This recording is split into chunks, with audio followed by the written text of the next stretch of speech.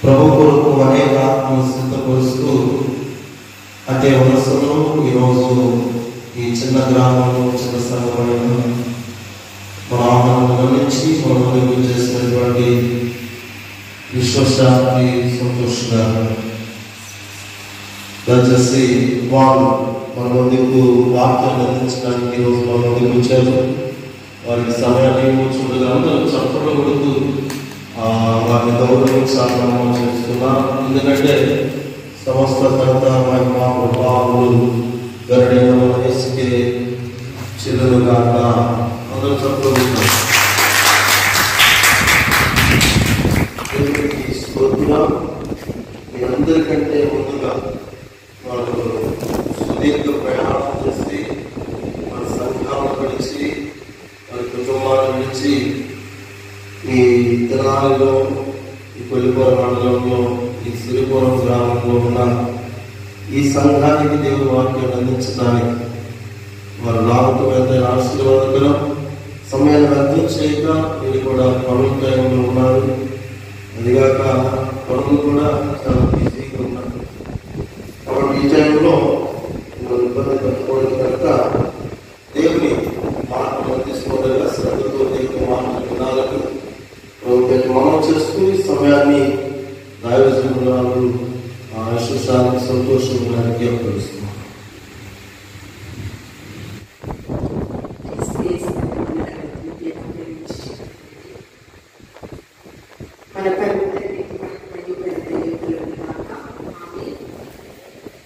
నన్ను ఆహ్వానించినటువంటి శక్తిన ప్రార్థనా మందిరం వ్యవస్థాపకులు అభిషక్తులు దైవజనులు మొన్నేశ్వర పాస్టర్ గారికి వారి కుటుంబానికి సంఘ పెద్దలకు తాతలకు మీ అందరికీ కూడా హృదయపూర్వకంగా తెలియజేస్తున్నాను. గాస్పెల్ చర్చ్ మినిస్ట్రీస్ నుంచి విశాఖపట్నం, విశాఖ జిల్లా, బాపట్ల జిల్లాలో కూడా పరిచయం కొనసాగుతుంది. మామయ్య గారు దైవజనులు వ్యవస్థాపకులు పాదాసయ్య గారు, బిషప్ పాదాసయ్య గారు, నా భర్త గారు రెవరెండ్ సంతోష్ కుమార్ గారు, నేను నా సంపూర్ణ కుటుంబం కూడా దేవుని యొక్క సేవలో కొనసాగుతూ ఉన్నాం. ఈ మధ్య సంఘక్షేమాభివృద్ధి కూడికలలో పాల్గొనేటప్పుడు నాకు ఇచ్చినటువంటి మంచి సమయంలో బట్టి నేను ఎంతగానో సంతోషిస్తూ ప్రభువుని ప్రార్థిస్తున్నాను. సకల మహిమ ఘనత ప్రభావాలు ఆ త్రియేక దేవునికి యుగ యుగములు కలుగుగాక. ఆమేన్ ఆమేన్. వాక్య భాగాన్ని చదువుకుని ప్రార్థన చేసుకుని వాక్య జ్ఞానంలోకి వెళ్దామండి. ప్రకటన గ్రంథము 3వ అధ్యాయము 16వ వచనం చదువుకుందాం. నీవు వెచ్చగానైనను చల్లగానైనను ఉండగా నులి వెచ్చగా ఉంటుంది కనుక నేను నిన్ను నా నోట నుండి ఉమ్మి వేయ ఉద్దేశించి తిని. పరిశుద్ధాత్మ దేవుడు ఇది నాన్న నీవు ఉంటే చల్లగానైనా ఉండు, వెచ్చగానైనా ఉండు, నులివెచ్చని స్థితి నీకు ఉండడానికి వీలు లేదు. అలా ఉండిన ఎడల నా నోట నుండి నీ మీద ఉమ్ము వేయ ఉద్దేశించి తిని ఉంటున్నాను. ప్రేమ నమ్మకం కలిగిన మా కన్న తండ్రి, స్తుతులకు పాత్రుడా, స్తోత్రాకుడా, మా గొప్ప దేవ, నీకు వందనాలు. వాక్యమై ఉన్న దేవా, నేను బిడ్డలందరితో సూటిగా మీరు మాట్లాడండి. ఈ స్వరము ఎంతవరకు వినబడిచినదో సిరిపురం వాస్తవ్యులందరితో మీరు మాట్లాడండి. నీకు ఆయాసకరమైన క్రియలన్నీ కూడా విసర్జించి వాక్యానుసారమైన జీవితం జీవిస్తూ నీలో అంటూ కట్టబడిన స్థితిని ప్రతి ఒక్కరికి దయచేయమని క్రీస్తు పరిశుద్ధ నామములో అడిగి వేడుకుని ప్రార్థించుచున్నాము తండ్రి. ఆమేన్. లోచుకోండి. అటు వెచ్చగా ఉండడం లేదు, చల్లగా ఉండడం లేదు. లో జ్వరం ప్రమాదమా లేకపోతే బాగా హెవీ టెంపరేచర్? మొన్న మా బాబుకి 104 జ్వరం వచ్చింది. డిప్లొమా ఫస్ట్ ఇయర్ చదువుతున్నాడు, పాప ఇంటర్మీడియట్ సెకండ్ ఇయర్ చదువుతుంది. లో జ్వరం అయితే మనకి తెలియదు. హై టెంపరేచర్ కనుక వెంటనే హాస్పిటల్కి తీసుకెళ్ళిపోయాడు. లో టెంపరేచర్ బాబుకే తెలుసు, మనకు తెలియదు. అమ్మ నాకు ఎలా ఉంది, నా ఆరోగ్య పరిస్థితి ఎలా ఉంది అని వాడు చెప్పే జ్ఞానం వాడికి లేదు. మనమైతే అన్ని చెప్తాం, ఎందుకంటే అంత జ్ఞానం దేవాది దేవుడు మనకి ఇచ్చాడు.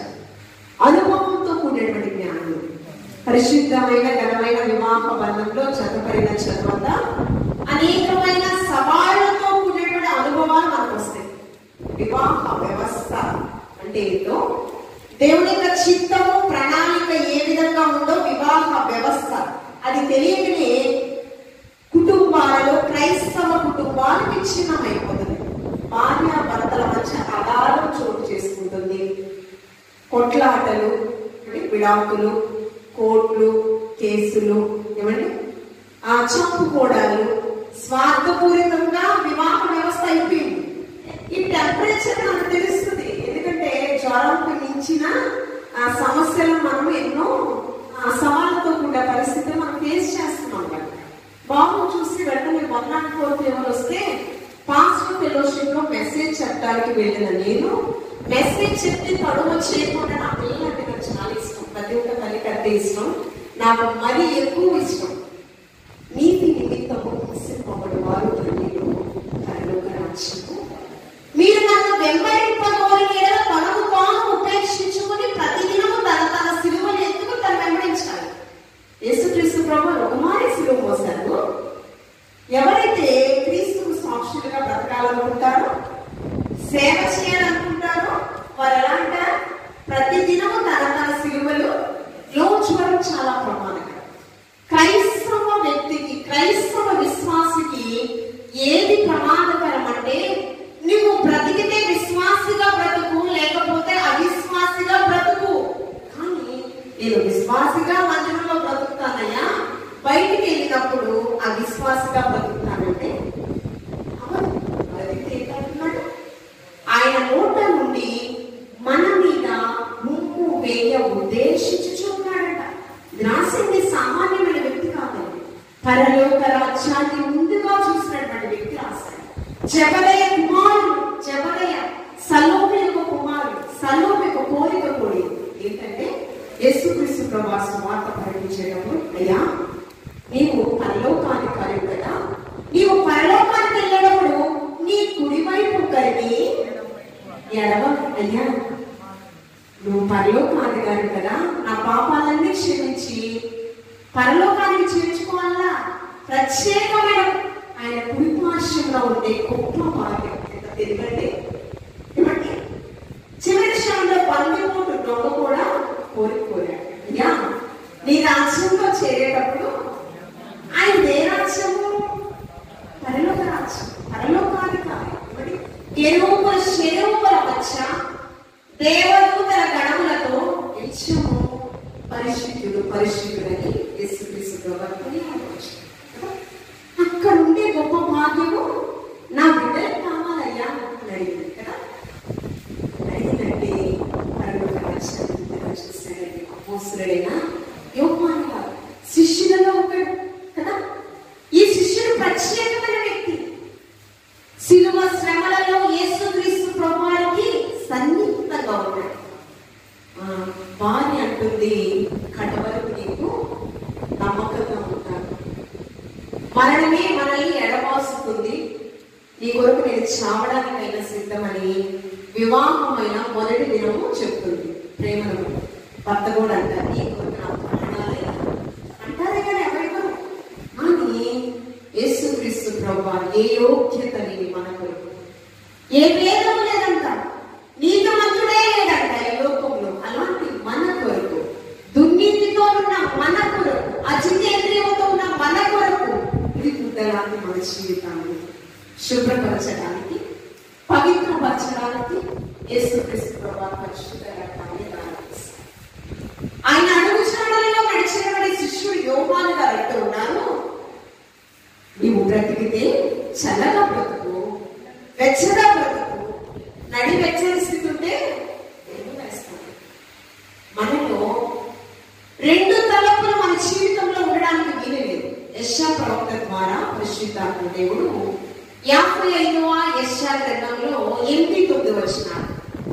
నా తలంపులు నీ తలంపులు బట్టి పోవు. ఏమని? ఆకాశానికి భూమికి ఎంత ఉన్నతంగా ఎంత ఎత్తుగా ఉన్నదో మీ తలంపులు నా తలంపులు అంత ఉన్నతంగా ఉన్నాయి అంటున్నాడు. ఈ తలంపులు ఏంటి?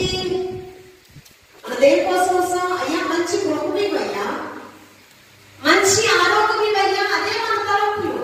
మంచి ఉద్యోగం అయ్యా, నా బిడ్డలకి ప్రయాణం చేయడానికి మంచి వాహనం ఇవ్వయ్యా, వారికి శక్తిని మించిన కొద్ది రక్తాన్ని దారిపోసి బిడ్డల్ని చదివిస్తున్నప్పుడు, అరే ఇప్పుడు కాలేజీకి వెళ్ళకపోతే మంచి మార్క్స్ రాకపోతే రే నా రక్తాన్ని దారిపోసి నేను చదివిస్తున్నాను అంటావా లేదా? మరి ఏసయ్య ఎన్నిసార్లు అవ్వాలి? ఆయన రక్తాన్ని దారిపోసి, ఆయన పరిశుద్ధ రక్తం అంటున్నాడు. మన తలంపులన్నీ కూడా చాలా స్వల్పమైనవండి. ఉన్నతమైన తలంపులు కలిగి ఉండాలండి, ఉన్నతమైన ఆలోచనలు, ఉన్నతమైన ప్రణాళికలు కలిగి ఉండాలి. ఆ తల్లిని అడిగింది సలోమి, నా బిడ్డలకి పరలోకంలో పౌరసత్వాన్ని ఇవ్వయ్యా, వారు నిత్యము కూడా ఈ కృపాశ్రమనే ఉండాలి. వేరొక చోట కృపాశ్రమం. పరలోకంలో ఏముందండి? ఏడుపు ఉండదు, కన్నీరు ఉండదు, వేదనకరమైన పరిస్థితులు అసలే ఉండవు. అలాంటి గురి కలిగి ఉండాలండి మన జీవితము. అలాంటి ఆలోచనలు మనం కలిగి ఉంటామా? ఆత్మ పరిశీలన చేసుకోవాలి. యాకోబు గారు తన పత్రికల్లో అంటూ ఉన్నారు, యేసుక్రీస్తు ప్రభువారి యొక్క సహోదరుడు 4వ అధ్యాయము 8వ వచనంలో, యాకోబు పత్రిక 4వ అధ్యాయము 8వ వచనంలో, దేవుని యొద్దకు రండి, అప్పుడు ఆయన మీ యొద్దకు వచ్చిను. పాపులారా మీ చేతులను శుభ్రపరచుకొనుడి, విమనస్కులారా మీ హృదయమును పరిశుద్ధపరచుకోండి. పాపులారా విమనస్కులారా మీ హృదయములను శుభ్రపరచుకోండి. విమనస్సు అనేది అది భయంకరమైన ఘోరమైన పాపం అండి. మనకు పరలోకం కావాలా నరకం కావాలంటే ఏం చెప్తాం? పరలోకం కావాలా నరకం కావాలంటే ఏం చెప్తాం? నరకం కావాలన్నాడు ధనవంతుడు. ఇవ్వండి, ఒకటి కొదువుగా ఉంది, సరి చేసుకో అన్నాడు. సరి చేసుకున్నాడా? వ్యసన పరుడై వెళ్ళిపోయాడు. నీ ఆస్తి పేదలకి చేయలేదా? మనుష్యుల కనుదృష్టిలో లేని భిక్షాటన చేసేటటువంటి కుష్టి వ్యాధి గ్రస్తుడైనటువంటి లాజరు ఎక్కడున్నాడు? బీదవాడు ఎక్కడున్నాడు? ధనవంతుడి ఇంటి గృహం ముందు ధనవంతుడు తిని పరవేసిన రొట్టె ముక్కలను ఏరుకుంటూ ఉన్నాడంట. ఇతడు ఎవరి దృష్టిలో ఉన్నాడు? మనుషుల మన దృష్టిలో లేదు, దేవుని గారి దృష్టిలో ఉన్నాడు. పరలోక ధనం కొరకు మనం వెతుకుతూ ఉండాలంట. పరలోక ధనం, ఆ పరలోక ధనం కొరకు గురి కలిగి జీవించాడు బీదవాడైన లాజరు. అబ్రహాము రొమ్మున సురక్షితంగా పరలోకం కావాలని యేసయ్య దగ్గరకు వచ్చాడు. అయ్యా ఆజ్ఞలను అనుసరించి జీవించు, తల్లిదండ్రులను సన్మానించు, బాల్య వయసు నుంచి పరలోకం కావాలనే వచ్చాడు. కన్యకుల 10 మంది పరలోకం కొరకే యేసుక్రీస్తు ప్రభువాన్ని, వరుడైన యేసుక్రీస్తు ప్రభువాన్ని ఎదుర్కొన్న కొరకే వచ్చారు 10 మంది కన్యకులు. కానీ సిద్ధపాటు సమర్పణ అనేది 5వదికే ఉంది. ఇక్కడ వరకు ప్రయాసపడి వచ్చారు కదా, వారిని కూడా చేర్చుకుంటావు కదా. ఎప్పటి వరకు ఉండాలి మన సిద్ధపాటు, మన సమర్పణ, మన యథార్థత, మన పరిశుద్ధత ఎప్పటి వరకు ఉండాలి? యేసు 2వ రాకడలో మన కొరకు వచ్చే వరకు కూడా మధ్యాకాశంలో ఏమంటూ ఉన్నాడు? మీ చేతులను శుభ్రపరచుకోండి. పాపపు చేతులు మీ చేతులు. ఏమండి? విమనస్కులారా మీ హృదయంలో ఉన్న కాఠిన్యము మలినాన్ని శుభ్రపరచుకోండి అంటూ ఉన్నాడు, పరిశుద్ధపరచుకోండి అంటూ ఉన్నాడు. పైకి భక్తి పరుల వలె ఉంటూ దేవుని యొక్క శక్తిని ఆశ్రయించలేని పరిస్థితిలో మందమతులమై మనం బ్రతుకుతూ కడవరి దినాలలో 2025 సంవత్సరాల నుంచి యేసుక్రీస్తు ప్రభువారి శిలువ సువార్త ప్రకటింపబడుతుంది. నా బాల్య వయసు నుంచి కడవరి దినాల్లో ఉన్నామమ్మా, దిద్దుబాటు సిద్ధపాటు కలిగిన జీవితాలు బ్రతకన్నమ్మా అని పితరుల ద్వారా దేవుని యొక్క ఆత్మాభిషేకంతో నింపబడిన వాక్కులు ప్రవచిస్తూనే ఉన్నారు. నా పెదవులతో స్తుతిస్తున్నారయ్యా. హృదయం నాకు దూరంగా ఉంది అంటున్నాడు. నేను వేస్తానైనా క్షమిస్తాను కానీ రాహాబు వేశ్య యెహోషువ వేగుల వారిని పంపించాడు. యెరికోని చేయించాలి. అయ్యా నువ్వు వెళ్ళు, యెరికో పట్టణంలో పరిస్థితులు చూడని గూఢాచారం పంపించాడు. అక్కడ పెద్దలకు తెలిసిపోయింది వాళ్ళు వచ్చారని. వేశ్యను అడుగుతూ ఉన్నారు, ఈ అర్ధరాత్రి వేళ మీ దగ్గరకు వచ్చినటువంటి వేగుల వారు ఎక్కడా? ఎక్కడ దాచిపెట్టింది. ఆమె అంటుంది, ఐగుప్తుల నుంచి ఇశ్రాయేలు ప్రజలైన మిమ్మలను యెహోవా దేవుడు ఏ విధంగా ఆశ్చర్యకరంగా మిమ్మల్ని రక్షించాడో అది విన్నప్పుడంట చాలా ఆశ్చర్యచకితులయ్యారు. పైన ఆకాశం అంతే కానీ కింద భూమి అంతే కానీ మీ యెహోవా తండ్రి గాక వేరొక దేవుడు ఎవరు సాక్ష్యం ఇస్తూ ఉన్నారు? వేశ్య అయినటువంటి రాహాబు సాక్ష్యం ఇస్తుంది.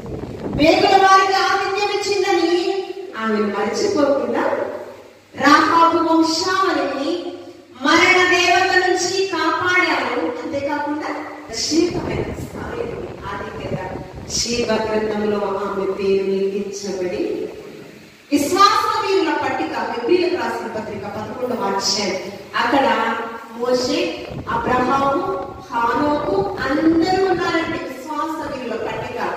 ఆ పట్టికలో రాహాబు వేశ్య పేరు కూడా పొందుతుంది. వేగుల వారికి ఆతిథ్యం ఇచ్చిన దాన్ని బట్టి, వారి ప్రాణాలను దేవుని యొక్క బిడ్డలను కాపాడిన తీరును బట్టి ఆమె తన కుటుంబము మరణ దేవత నుంచి రక్షింపబడమే కాదండి, ఆమె పేరు జీవ గ్రంథమందు. అలా ఉండాలి మన స్థితి. అలా ఉంటారని దేవాలయం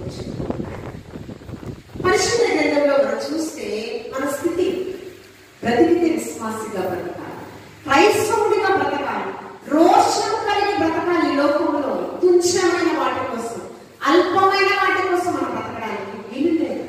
ఇశ్రాయేలు ప్రజలు 400 సంవత్సరాల వరకు ఆలస్యంలో ఉన్నారు. నిర్గమాకాండ 2వ అధ్యాయంలో వారు రొమ్ము కొట్టుకుంటూ విలపిస్తూ ఉన్నారు. యా మరో కాడి భరించాలని కాడి మా మీద వేస్తాడట. ఫరో దాసత్వంలో మేము ఉండలేకపోతున్నామయ్యా, మాకు స్వాతంత్రం కావాలయ్యా, బ్రతికితే నీ నీడలో మేము బ్రతుకుతామయ్యా అని ఏమంటే 400 సంవత్సరాల బానిసత్వంలో ఉన్నవారు కన్నీరు కార్చారు, విజ్ఞాపన చేశారు. వారి విజ్ఞాపన విని మోషేని పంపించాడు. ఫరో కుమారులు అనిపించడం కంటే హెబ్రీయులకు రాసిన పత్రిక 11వ అధ్యాయం 22వ వచనంలో ఫరో సింహాసనం అధిష్ఠించడం కంటే క్రీస్తు కొరకైన నిందన గొప్ప మేలు, అల్పకాల భోగ భాగ్యములు అనుభవించడం కంటే క్రీస్తు కొరకు నేను శ్రమపడుట నాకెంతో మేలంటూ ఉన్నాడు. శ్రమ అనుభవిస్తున్నటువంటి మోషేను మంజూరపు చెట్టు కటి నాటెను ద్రాక్షావనమందు పోతాలేదే పింజాలేదే పచ్చని ఆకులతో నిండే. క్రీస్తును పోలి నడుచుచున్న వారు మాత్రమే. మొదటి కొరింథీయులకు రాసిన పత్రిక 11వ అధ్యాయం మీరు చదవలేదండి, నేనే చదివేస్తాను. నేను క్రీస్తును పోలి నడుచుచున్న ప్రకారం మీరు నన్ను పోలి నడుచుకోండి అమ్మా అంటూ ఉన్నాడు. బ్రతుకుంట నా యేసయ్య కొరకే, చావైతే నాకు ఎంతో లాభం అంటూ ఉన్నాడు. అపోస్తలుడైన పౌలు గారు 14 సంఘములను స్థాపించారు. శ్రమానుభవంలో నుంచి అనేక మార్లు చెరసాలకు ఖైదీగా వెళ్ళాడంట. ఫిలిప్పీయులకు రాసిన పత్రిక 4వ వచనంలో మన గ్రామంలో ఎక్కువ చెప్పండి, ఇలా చెప్పారు కదా ఆల్రెడీ. గృహాలు వచ్చినప్పుడు, మంచి వివాహాలు జరిగినప్పుడు, మన బిడ్డలు మంచి ఉద్యోగాలు చేస్తున్నప్పుడు, ఏమండి వీటన్నిటికీ ఆనందం. మంచి ఆరోగ్యం ఉన్నప్పుడు, మన శత్రువుల మీద విజయం పొందినప్పుడు, మన శత్రువుల ఓటమును చూసినప్పుడు వస్తుందా? అవునా కదా?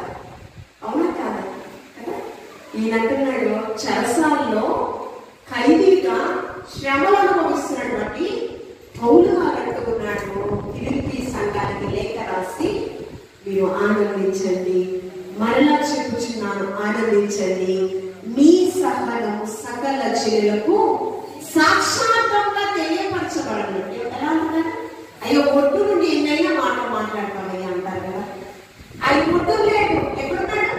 చెరసాలలో ఖైదీగా రోమ సైనికుల చేత, రోమ చక్రవర్తి చేత అనేక వారు బంధకములలో ఉండి పలుకుచ్చినటువంటి సంఘమును బలపరిచినటువంటి ఇశ్రాయేలు ప్రజలను పరిపాలించినటువంటి రాజు ఆహాబు, యెజెబెలు రాణి. ఆహాబు రాజు, రాణి యెజెబెలు కదా.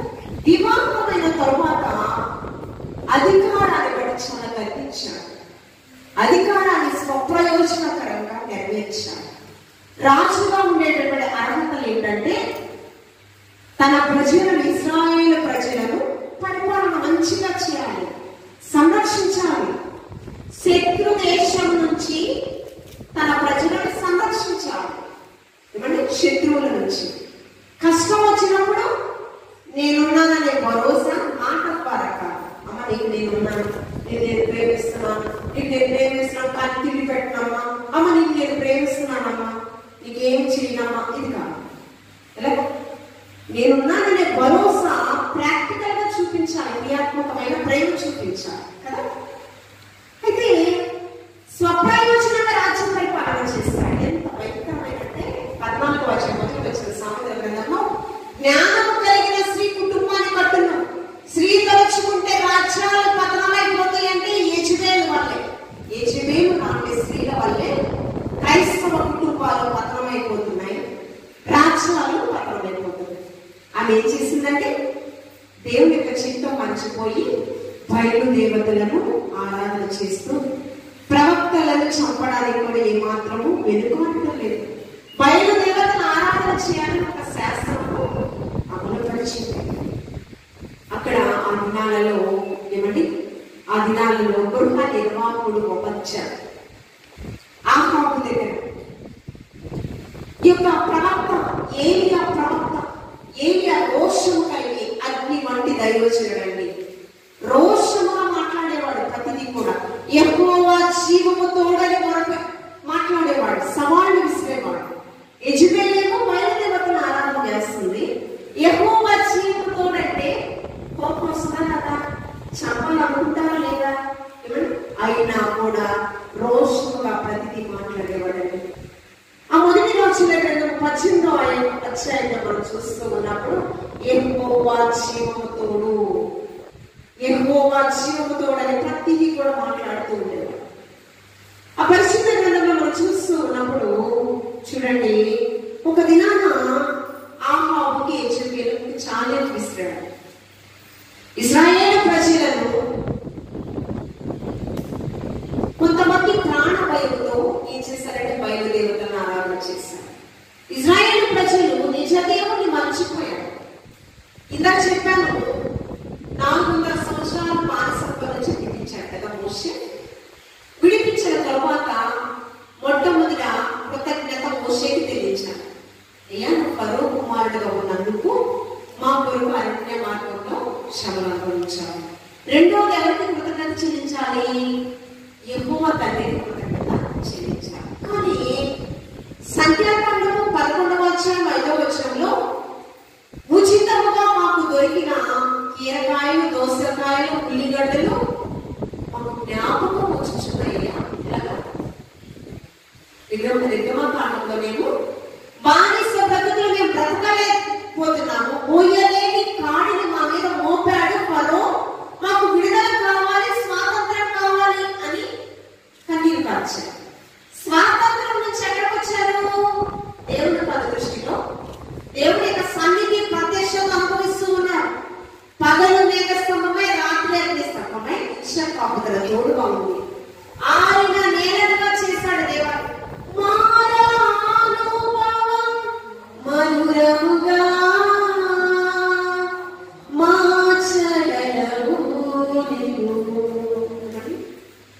మారా అనుభూతులను మధురముగా మార్చేశాడు కదా. అన్ని చేదైన నీటిని మధురంగా మార్చేశాడు. ఆవిడ నేలపై ఎర్ర సముద్రాన్ని మార్చేశాడు. 40 దినాల్లో కానాను దేశానికి వెళ్ళవలసిన వారు వారి అవిశ్వాసం వల్ల 40 సంవత్సరాలు పట్టింది. మరి 40 సంవత్సరాల వస్త్రములు మాయలేదు, చెప్పులు. ఎంత అద్భుతం అండి కదా! ఆకాశం నుంచి మన్నాను కురిపించారు. అన్నిచ్చిన సేవకుని పర్వతండిని సులువుచి ఆయాసకరమైన వారు మాట్లాడారు. అంతేకాకుండా ఇక్కడ కూడా యెజబెలు ఒక శాసనం అమలుపరిస్తే కాడు నుంచి మేము వచ్చాము, దేవుని నీడలో సురక్షితంగా ఉన్నాము, బ్రతికితే ఆయన నీడలోనే బ్రతుకుతాము అని అనలేదు. ఏమంటారు? బయట దేవుని ఆరాధన చేస్తాం. అప్పుడు ఉన్నాడు చూడండి ఈ యొక్క మొదటి రాజుల గ్రంథము 18వ అధ్యాయము 21వ వచనం చదువమ్మా. మొదటి రాజుల గ్రంథము 18వ అధ్యాయం 21వ వచనం. సరే 21వ వచనం. ఏలియా చీనులందరికీ దగ్గరకు వచ్చి ఎన్నాళ్ళ మట్టుకు ఏ తలపుల మధ్య బ్రతికారమ్మా? బ్రతికితే నీ నీడలో బ్రతుకుతామన్నారు. అక్కడ ఫరో బానిసత్వంలో ఎన్నాళ్ళ మటుకు మీరు 2 తలంపుల మధ్య తడబడుచుందరు.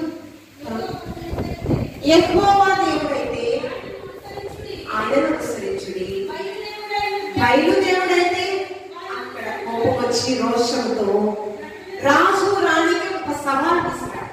ఏమంటే రాజు రాణికి ఒక సవాల్ విసిరాడు.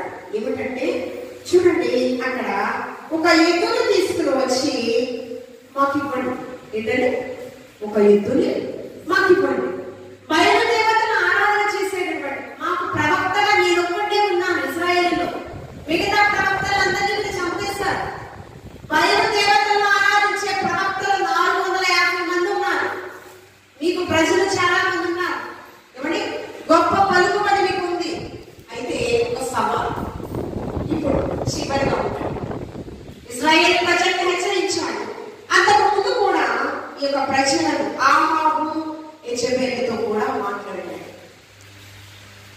యెజబెలు దేవుడు నిజమైన దేవతలా, లేకపోతే యెహోవాయే జీవము కలిగినటువంటి తండ్రి? ఇక్కడ చేద్దాం. ఏంటంటే ఒక ఎద్దును తీసుకుని వచ్చి 2 ఎడ్లను తీసుకుని రండి. ఒక ఎద్దునేమో నాకు ఇవ్వండి, ఇంకొకటి బయలు దేవతను ఆరాధన చేసేటటువంటి వ్యక్తులకు ఇవ్వండి. అయితే మీరు ఆరాధన చేసేటటువంటి ఆ బయలు దేవతలు వచ్చి ఆ ఎద్దును దహించి వేస్తారా? మాకు ఇచ్చినటువంటి ఎద్దును యెహోవా నిజమైన దేవుడు దహించి వేస్తాడా? ఎవరా ఎద్దును దహన బలిగా దేవుడు స్వీకరిస్తే ఆయనే నిజమైన దేవుడు అని ఒక ఛాలెంజ్ ఇస్తాడండి. విసిరితే మొట్టమొదటిగా వారికి ఇచ్చేసాడు అవకాశం ఇచ్చారు. అవకాశం ఇచ్చేస్తే వారు కట్టెల మీద దహన బలి పెట్టారు. ఎద్దులు ఏమండి అగ్గిని తీసుకొచ్చినారు. బయలుదేవతలు మొరపెడుతున్నారు. మొరపెట్టల్లా ఒక దినం అయిపోతుంది, సూర్యాస్తం అయిపోతుంది. ఏమి అంటూ ఉన్నాడు? రోషంతో. అంటే వాళ్ళంతా కోపం రెచ్చగొట్టి ఎలా మాట్లాడతారు చూడండి. బయలా దేవతలు మీరు మొరపెట్టండి అయ్యా. మౌనకుంటారండి, మొరపెట్టండి. మీరు అంటున్నారు కదా బయలు దేవుడే నిజమైన దేవుడు అంటున్నారు కదా, వారికి మీరు మొరపెట్టండి. చూడండి ఇక్కడ వచ్చి చెప్పండి. బయలా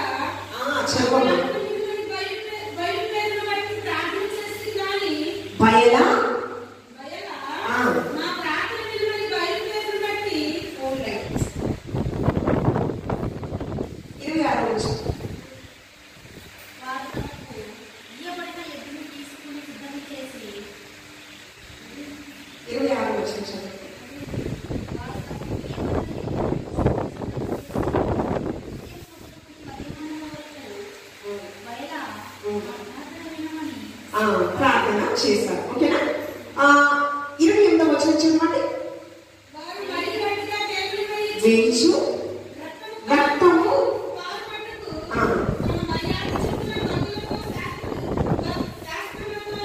ఓకే తమ దేహమును గాయపరుచుకుని గాయపరుచుకుంటూ 27వ వచనం, మధ్యాహ్నము కాగా ఏలియా వాడు దేవుడై ఉన్నాడు, పెద్దగా కేకలు వేయండి అంటున్నాడు. ఏలియా నిజమైన దేవుడు అంటూ ఉన్నారు కదా, పెద్దగా కేకలు వేయండి. అంతేకాకుండా తర్వాత వాడు ఒకవేళ ధ్యానం చేస్తున్నాడేమో, దూరంగా ఉన్నాడేమో, ప్రయాణం చేస్తున్నాడేమో, నిద్రపోతున్నాడేమో, మీరు ఒకవేళ లేపవలసినదేమో అని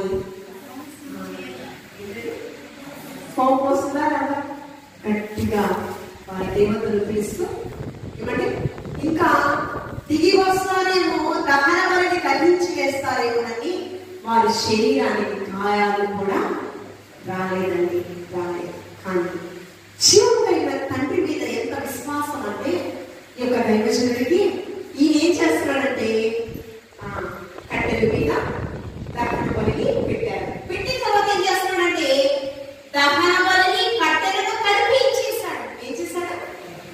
దహన బలిని కట్టెలను ఎవరి కలుపుచుకున్నాడంట. ఎంత విశ్వాసము! నేను నమ్ముకున్న నా జీవం కలిగిన నా తండ్రి శూన్యములో సమస్తమును సృష్టించగలిగిన సర్వశక్తిమంతుడు. ఆయనకు ఒక పేరుంది యెషయా ప్రవచనం ద్వారా, ఆశ్చర్యకరుడు. ఏమండి? ఆశ్చర్యకరమైన కార్యాలు ఆయన చేస్తాడు. ఊహకు మించినటువంటి ఘనమైన కార్యాలు. ఎంత విశ్వాసం అండి! చూడండి,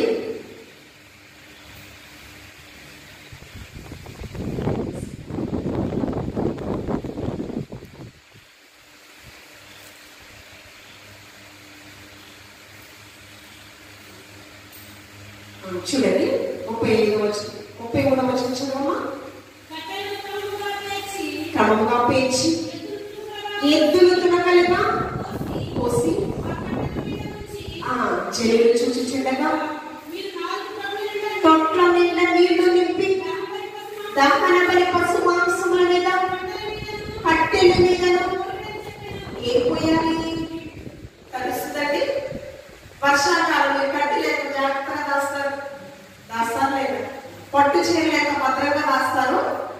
ఇవి కూడా అంతే భద్రంగా దాస్తారు. అవునా కాదా? అవునా కాదా? ఎందుకంటే చాలా అవసరం. మనము ఆహారాన్ని శుద్ధపరచుకోవడానికి చాలా అవసరం. అది తగు జాగ్రత్తగా మనం తీసుకుంటాం. తరగడానికి వీల్లేదు. ఇంతకుముందు కిరోసిన్ కూడా వచ్చేది, ఇప్పుడు కిరోసిన్ కూడా చాలా అరుదుగా ఉంటుందేమో, దొరకట్లేదే కదా.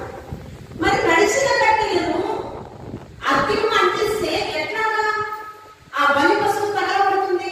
మీరు చెప్పండి. కానీ జీవము కలిగిన తండ్రి మీద ఎంతో విశ్వాసంతో ఉన్నాడండి.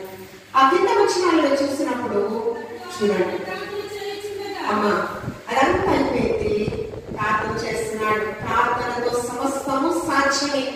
ప్రార్థన నుంచి వాడ సర్వ శరీరంలో నీయకు వచ్చేది. చూడండి 37వ వచనం చదువు. 38వ వచనం, ఈలాగు ప్రార్థన చేయుచుండగా యెహోవా అగ్ని దిగి దహన బలి పశువులను, కట్టెలను, రాళ్లను కూడా దహించి వేస్తుందంట. ఎవరు ప్రార్థన విన్నాడండి? రోషము కలిగినటువంటి దైవజనుడి యొక్క ప్రార్థన విన్నాడు. ఆ కింద వచ్చినారంట, ఆ సూచక క్రియ చూసిన తర్వాత ఇజ్రాయేలు ప్రజల మనోనేత్రాలు వెలిగించబడ్డాయంట. కానా వివాహంలో మొదటి సూచక క్రియ నీటిని ద్రాక్షారసంగా మార్చాడు కదా. ఆ సూచక క్రియను చూసి శిష్యులు ఆయనను వెంబడించారు. ఇక్కడ పొరలు తొలగిపోయాయంట. అవిశ్వాసపు పొరలు తొలగిపోయాయి. మనకి ఎన్ని కార్యాలు చేస్తున్నాడు దేవుడు. కీర్తనకారుడు అంటున్నాడు చివరిగా 19వ సంకీర్తన 11వ వచనం చూడండి. విమర్శకులను నేను ద్వేషించుచున్నాను, నీ ధర్మశాస్త్రము నాకు ప్రీతికరం. దేవుడు హృదయాన్ని గెలిచినటువంటి కీర్తనకారుడు అంటున్నాడు, విమర్శకు నేను ద్వేషించుచున్నాను. ద్వేషించుచున్నాను, ద్వేషించుచున్నాను. నీ ధర్మశాస్త్రం నాకు ప్రీతికరమయ్యా. దేవుడు హృదయాన్ని గెలిచినటువంటి కీర్తనకారుడట విమర్శకు నేను ఈ ధర్మశాస్త్రం, ఈ శాసనములు నాకు ఎంతో ప్రియమైన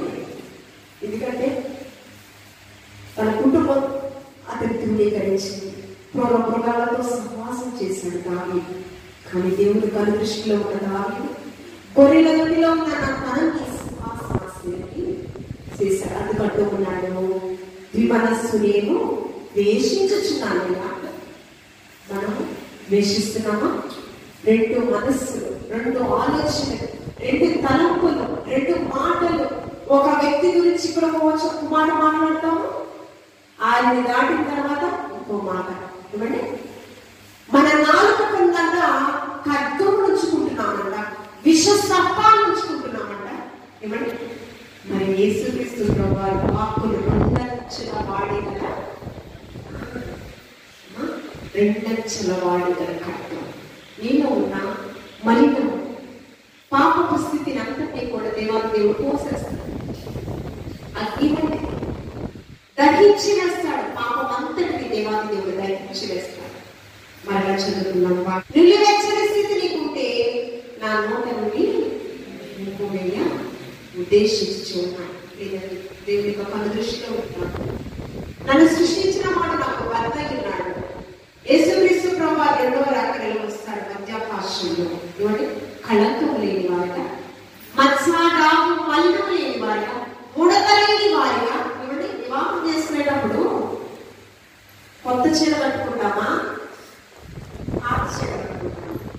మన బిడ్డలకు వివాహం చేసేటప్పుడు ఏమంటే తెల్లని పరిశుద్ధతకు సాదృశ్యం కదా. తెల్లని చీరలు సాధ్యమైన వరకు 99% తెల్ల పట్టు చీరలే కొనుక్కుంటారు. పరిశుద్ధత నేను నా వల్ల నా భర్తను నేను ఎదుర్కోవాలి.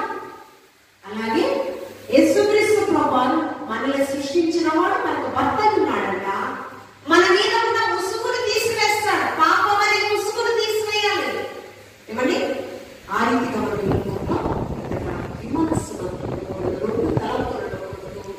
బ్రతికితే పవిత్రంగా బ్రతుకు, పరిశుద్ధంగా బ్రతుకు, విశ్వాసంగా బ్రతుకు. ఏమండి అప్పుడు ఖచ్చితంగా భూ సంబంధమైన ప్రతిదీ, పరలోక సంబంధమైన ప్రతిదీ మనమందరము కూడా పొందుగాక. విమనస్సు రెండు తలపు ఆలోచనల మన నుంచి దూరపరచబడదు గాక. మీరు చెప్తారండి ఇష్టం లేదు, రెండు పడవలు మీద ఉన్నారేంటి?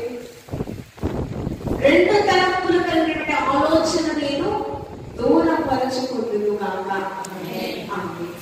అలాంటి స్థితిలో మనం ఉంటూ దైవజనుడు సంఘము మందిరంకి వేయించడానికి ప్రయాసపడుతున్నాం.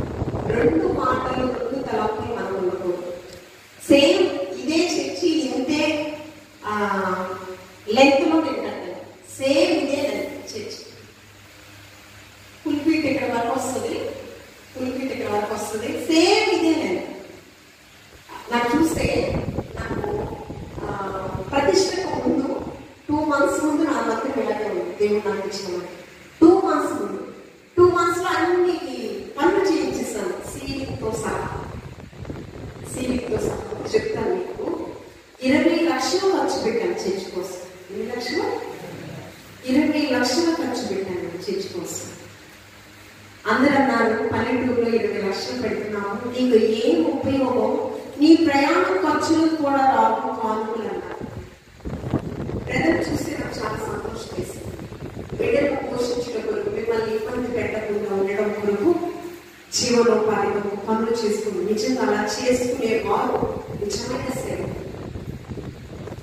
మా విశ్వాసం ఏమి ఇవ్వడం లేదండి అని కొంతమంది వ్యంగ్యంగా మాట్లాడతారు. అలా మాట్లాడకుండా బిడ్డల పోషణ కొరకు, మరి వారి పోషణ కొరకు, కుటుంబ పోషణ కొరకు ఎంత ప్రయాసపడుతున్నారండి. ఇంకా దేవుని యొక్క పరిచయ సమర్పణతో నేను అన్నాను, మీరు రానున్న దినాల్లో కూడా మీకు ఇచ్చినటువంటి ఉపాధి మీరు విడిచిపెట్టండి. ఎందుకంటే అపోస్తులు కూడా జీవనోపాధి కొరకు, వారు తినవలసిన తిండి కొరకు వారే కష్టపడ్డారు. అలాగే మీరు ఏం చేస్తారంటే పూరి గుడిసెలు విద్య అయిన తర్వాత, అయ్యా నేను పూరి గుడిసెలో ఉన్నప్పుడు ఎంత ఇస్తానో అంతే ఇస్తాను అనుకున్నాం. తప్పు. ఏమండి ఆహ్లాదిస్తులు వారి శరీరాన్ని నలుగొట్టుకుంటూ వారు ప్రార్థన చేస్తున్నారు మీ గురించి, మీ క్షేమం కొరకు. కన్నీటితో విత్తువాడు సంతోషంగా. కాబట్టి మీరు వెళ్ళైన ఆశీర్వాదాలు పొందుకున్నప్పుడు ఖచ్చితంగా నీ దైవచనం మర్చిపోవడానికి నీ దైవచనం అహర్నిశం నీ క్షేమం కొరకు ఆలోచన చేస్తారు. నీ భర్త ఆలోచించేది, నీ భార్య ఆలోచించి, నీ బిడ్డలో ఆలోచన. కానీ కంటి పాపల కోడి తన రెక్కల కింద ఎలాగా కాపు కాస్తుందో నీ దైవచనుడు నిన్ను అలా భద్రపరచడానికి సిద్ధవిధాల మందను దేవుని సన్నిధికి చేర్చడం కొరకు, పరలోకానికి చేర్చడం కొరకు వారు ఆహ్లాదించిన ప్రయాసపడుతూ ఉన్నారు. కాబట్టి వారిని ఎప్పుడు మనం తక్కువ చేయకూడదు. ఘనమైన కార్యంలో పాలిభాగస్తులయ్యే అవకాశం మీకు దొరికింది, అది మీరు సద్వినియోగపరచుకోండి. త్వరితగతిలో దేవుని యొక్క పరిశుద్ధ మందిరము ఏమంటే సుందరవంతమైన మందిరముగా దేవాది దేవుడు తన బిడ్డలైన మీ చేత నిర్మింపబడుగాక. ఆమె చెప్పండి. ఆమె ఒట్టి మాటలు చెప్పండి, ఒట్టి మాటలు చెప్పండి. మీరందరూ కూడా పాలిభాగస్తులు అగుదురుగాక. చెప్పండి. సంతోషంగా సంతోషముతో ఇచ్చేడి వారిని ఎంతో దేవుడు ప్రేమించు. ఎవరు ప్రేమిస్తారంటే దేవుడు ప్రేమించి విడువక ఎడబాటని పట్ల ప్రదర్శించు. కాబట్టి అలాంటి మంచి తలంపులతో, మంచి ఉద్దేశాలతో పరలోక రాజ్య పౌరుడుగా నీ బిడ్డలు పెంచుతూ నేను కూడా ఆత్మీయతలు ఎదుగుతూ ఇవ్వండి ఆశీర్వాదకర్తలుగా ఈ సంఘం అంతా ఉంటూ దైవజనులకు తోడ్పాటుగా అనేకులను ప్రభు వైపు ప్రభావితం చేసేటటువంటి వ్యక్తులుగా మీరందరూ కూడా ఆత్మీయతల బలమైన సాధనగా మీరు వర్ధిల్లాలని దేవాది ఈ మాటలు మనందరి వెనుకల్లో బహుగా ఫలింపచేయుగాక. ఆమేన్.